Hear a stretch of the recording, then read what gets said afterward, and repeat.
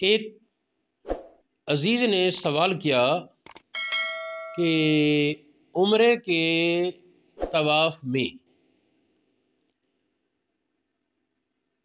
وہاں آج کل ایک بجلی کی مشین ہے کہ جس پر بیٹھ جاتے ہیں اور وہ طواف کرا دیتی ہے کہ کسی کو چلانا نہیں پڑتا، اسے بس اس کا بٹن ہی دبانا ہوتا ہے اور اس کو روکنا ہوتا ہے، پھر کوئی دھکیلنے کا سلسلہ یا وہ چیز نہیں ہے۔ تو ایک آدمی جس کی والدہ ضعیف تھی، اس نے اپنی ماں کو اس چیئر پر، بجلی کی جو ایک مشین ہے اس پر طواف کرایا اور ساتھ خود بھی کر لیا۔ بعد میں اس نے اپنا طواف نہیں کیا پیدل۔ کیا وہ طواف جو والدہ کے ساتھ چیئر پر کر لیا وہی کافی ہے، یا اب کیا کرے؟ احرام کھول لیا ہے۔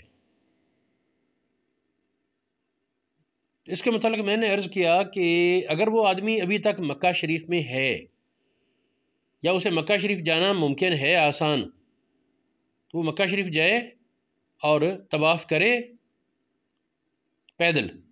اس سے جو پہلا طواف کا جو جرم تھا کہ پیدل نہیں طواف کیا وہ معاف ہو جائے گا۔ لیکن اگر دوبارہ اب جانا آسانی سے ابھی مشکل ہو، جس طرح ہمارے پاکستانی وہاں سے آ گئے، پھر جانا پھر وقت پر ہوتا ہے، فوراً تو نہیں ہوتا نا، کچھ وقت لگ جاتا ہے، تو ایسی صورت میں پھر دم واجب ہے اور وہ کوئی جانور قربانی کی شرطوں والا حرم کی حدود میں ذبح کیا جائے۔ یہ مسئلہ مبسوط سرخسی بدائے ثنائے فتح القدیر تبیین الحقائق محیط برہانی البحر الرائق رد المختار اختیار شرح مختار بنایا فتاوی عالمگیری مناسک ملا علی کاری تبیین الحقائق وغیرہ میں موجود ہے۔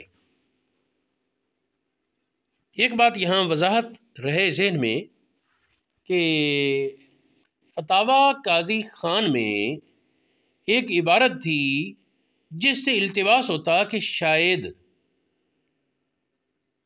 پیدل طواف کرنا واجب نہیں۔ اسی وجہ سے بعض لوگ اختلاف بھی کرتے ہیں، لیکن اتنی معتمد کتابوں کے مد مقابل جو وہ فتاوی قاضی خان کی روایت ہے اس کی تعویل کرنا لازم ہے۔ چنانچہ فتح القدیر میں علامہ ابن حمام نے، اور پھر فتح القدیر سے نقل کر کے تبیین الحقائق میں علامہ زائلعی نے، اور علامہ شامی نے رد المختار میں یہ ابن حمام سے نقل کیا، فرماتے ہیں کہ اس کی تعویل کرنی پڑے گی کہ وہ طواف نفلی پر حمل ہوگا کہ نفلی طواف میں چلو زیادہ ثواب ہے پیدل کا، اور اگر کوئی اٹھایا گیا ہے یا سواری پر کسی طریقے سے اس کو طواف کرایا جائے تو پھر گزارا، یہ نفلی طواف پر حمل ہوگا، فرضی طواف یا جو لازم طواف ہے اس پر نہیں۔ چنانچہ دیکھیں یہ فتح القدیر، یہ دیگر متعدد کتابیں جو میں نے بیان کی اس کا وہ خلاصہ ہے۔ طواف کے واجبات میں سے ہے ان یطوف ماشیاً، یہ کہ پیدل چلتے ہوئے طواف کرے، لا راکباً، نہ سوار ہو، من عذرن، عذر تو الگ بات ہے، عذر کے بغیر سوار یہ نہیں، من غیر عذرن، حتی لو طاف راکبا من غیر عذرن، اگر بغیر عذر کے سوار ہو کر طواف کرے گا فعلیہ الاعادۃ ما دام بمکہ، جب تک مکہ شریف میں اس پر اعادہ لازم ہے۔ وَإِنْ عَادَ إِلَىٰ أَهْلِهِ، اگر گھر پلٹ آیا، يَلْزَمُهُ الدَّمُ، اس پر جرمانے کا خون، جرمانے کا جانور ذبح کرنا یہ واجب ہے۔ ھذا عندنا، یہ ہمارے نزدیک۔ ہاں نفلی عبادت میں گنجائش اس کی ضرور موجود ہے کہ نفلی طواف وہ اگر سواری پر بھی کر لے تو گزارا ہو جائے گا، جس طرح اٹھایا گیا یا کوئی اس طرح۔ یہ فتح القدیر، تبیین الحقائق، رد المختار، ان کتابوں میں ہے ان المشی واجب عندنا، ہمارے نزدیک پیدل چلنا طواف میں واجب ہے۔ علی ھذا نص المشائخ، اس پر مشائخ نے نص فرمائی، وہ کلام محمد علیہ الرحمہ، محمد کی کلام اس پر سرات کرتی. معافی فتاوی قاضی خان، جو فتاوی قاضی خان میں ہے، من قولی الطواف ماشیاً افضل، پیدل طواف کرنا یہ افضل ہے.